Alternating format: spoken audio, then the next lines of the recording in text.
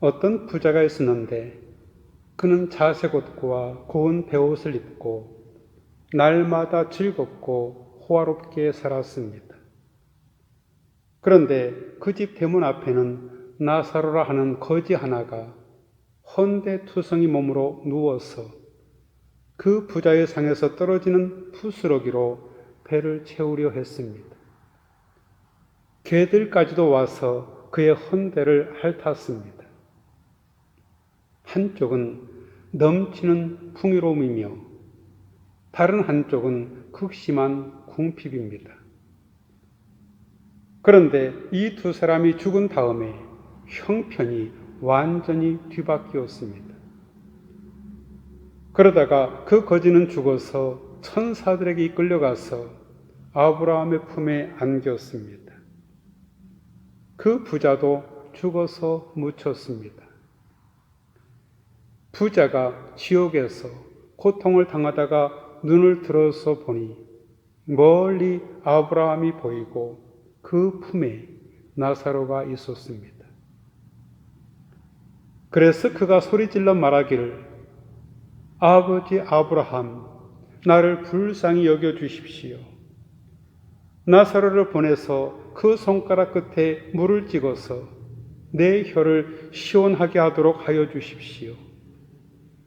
나는 이 불 속에서 몹시 고통을 당하고 있습니다. 그러나 아브라함이 말했습니다. 얘야, 뒤돌아보아라. 네가 살아있을 동안에 너는 온갖 호세를 다 누렸지만 나사로는 온갖 괴로움을 다 겪었다. 그래서 그는 지금 여기서 위로를 받고 너는 고통을 받는다. 이들의 운명은 죽음을 기점으로 상황이 반전되었습니다. 여기서 가난한 사람이 구원을 받는다는 말씀은 가난 자체가 선하기 때문이라기보다는 가난이라는 상황이 그로 하여금 초월적인 세계를 기다리게 하기 때문입니다. 반면에 부자들은 가난한 사람들과는 전혀 다른 삶의 틀을 가지고 있습니다. 이들은 이 세상에서의 삶이 참으로 만족스럽습니다. 그래서 이들은 현실 자체가 그대로 유지되는 것을 바랍니다. 이 세상이 바뀌는 것은 오히려 두려움의 대상이 됩니다. 이 이야기는 누가복음 6장 20절부터 26절에 대한 일종의 예증과 같습니다. 누가복음 6장 20절과 21절입니다. 예수께서 눈을 들어 제자들을 보시고 이르시되 너희 가난한 자는 복이 있나니 하나님의 나라가 너희 것이며 지금 줄인 자는 복이 있나니 너희가 배부름을 얻을 것이요 지금 우는 자는 복이 있나니 너희가 웃을 것이며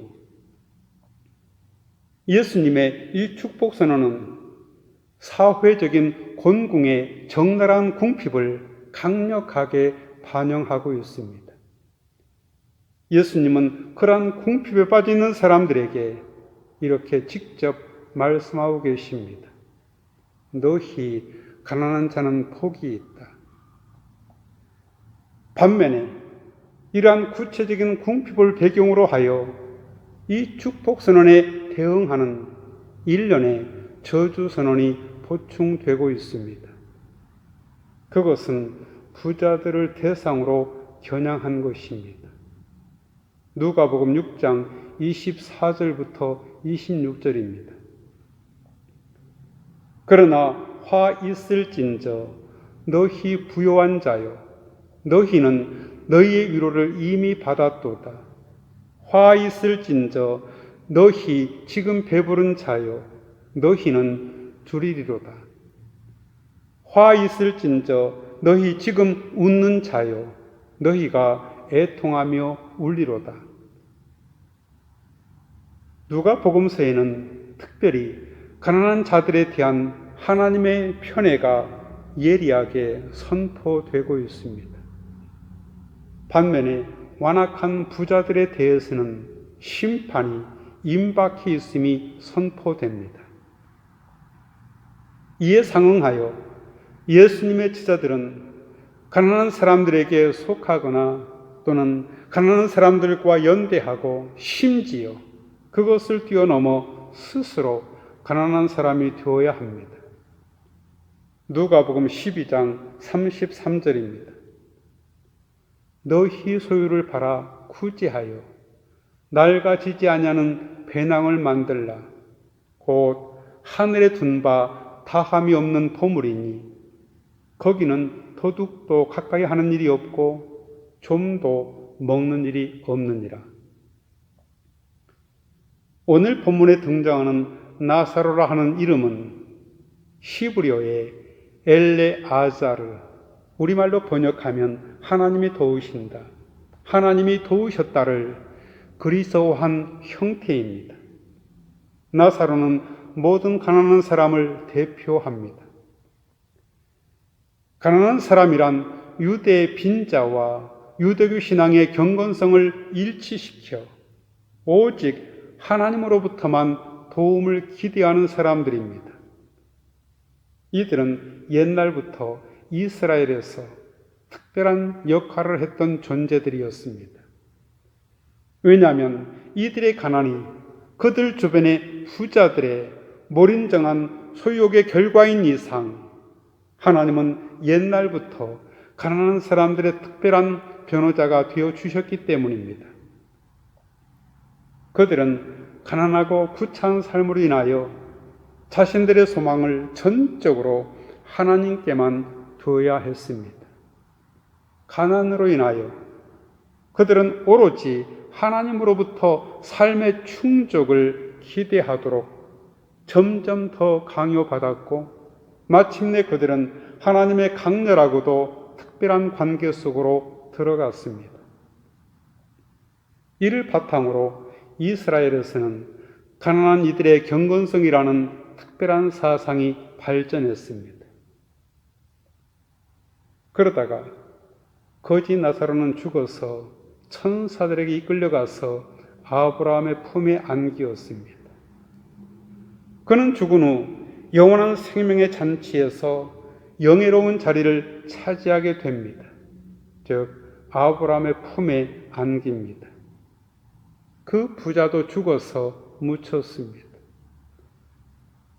나사로와는 반대로 그 부자는 화려한 장례식을 마친 후에 음부, 즉 죽은 자들의 나라에 들어갑니다.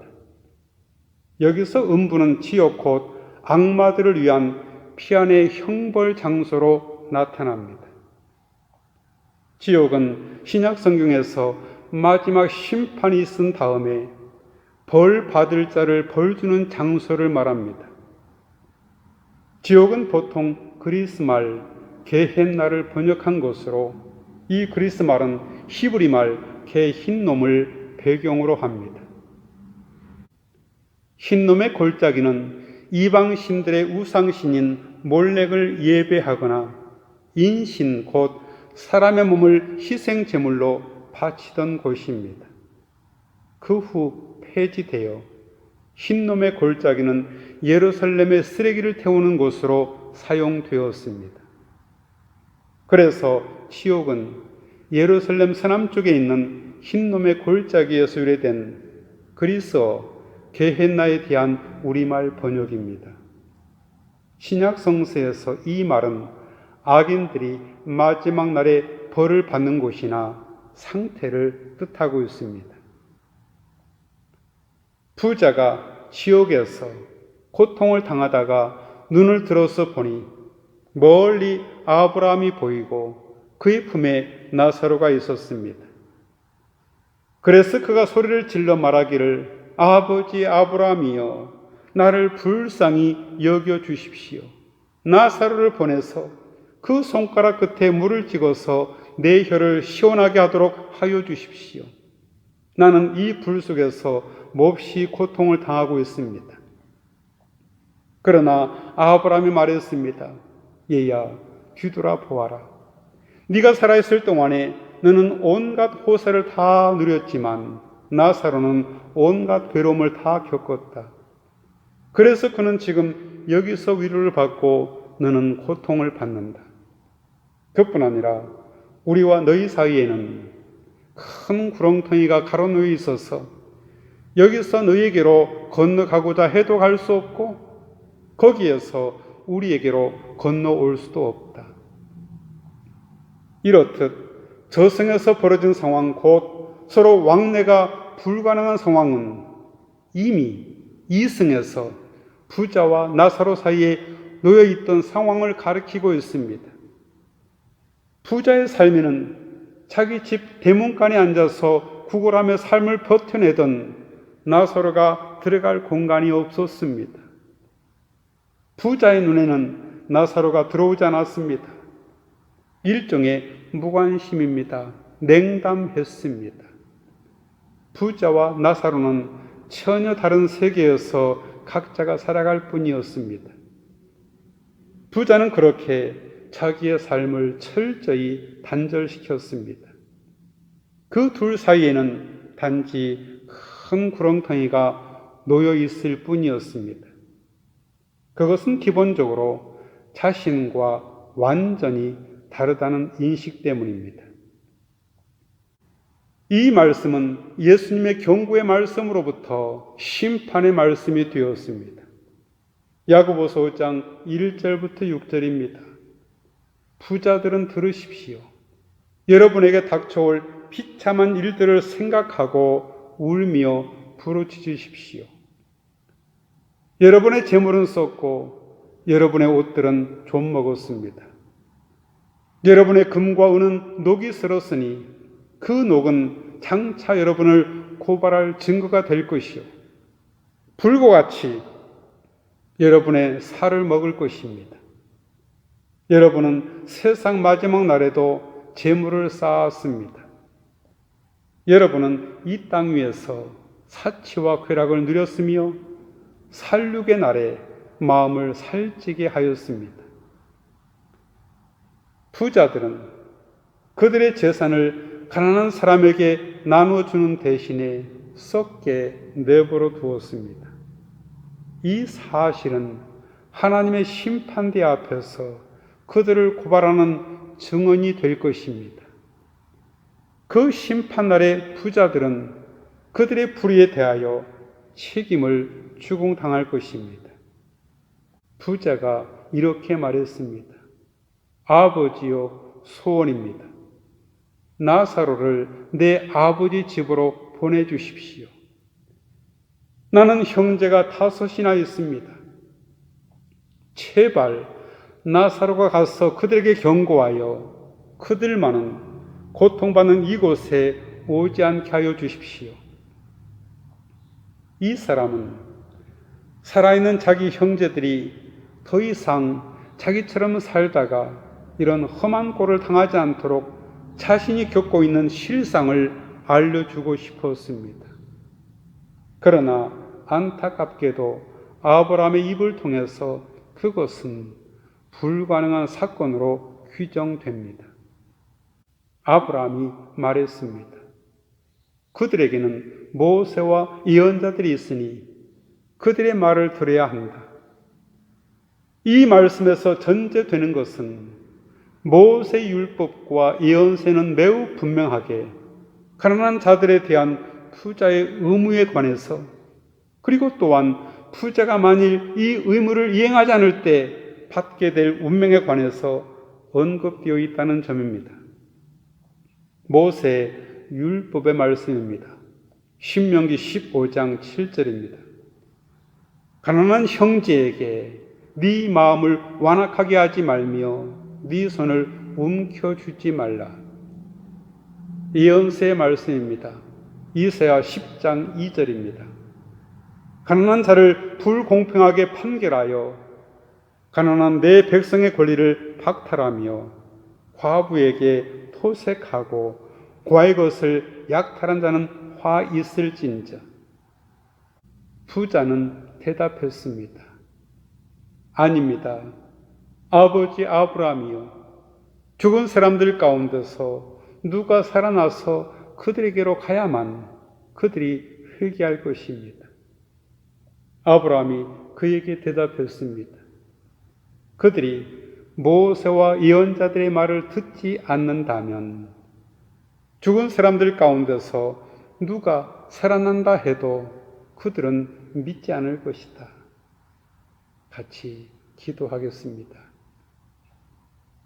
주님, 신앙의 깊이로 들어가게 하옵소서. 자기 밖의 세상을 향해 자신이 열려 있는지 돌아보게 하옵소서. 타자를 향해, 존재하는 모든 것을 향해 열려 있게 하옵소서. 예수님의 이름으로 기도하옵나이다. 아멘.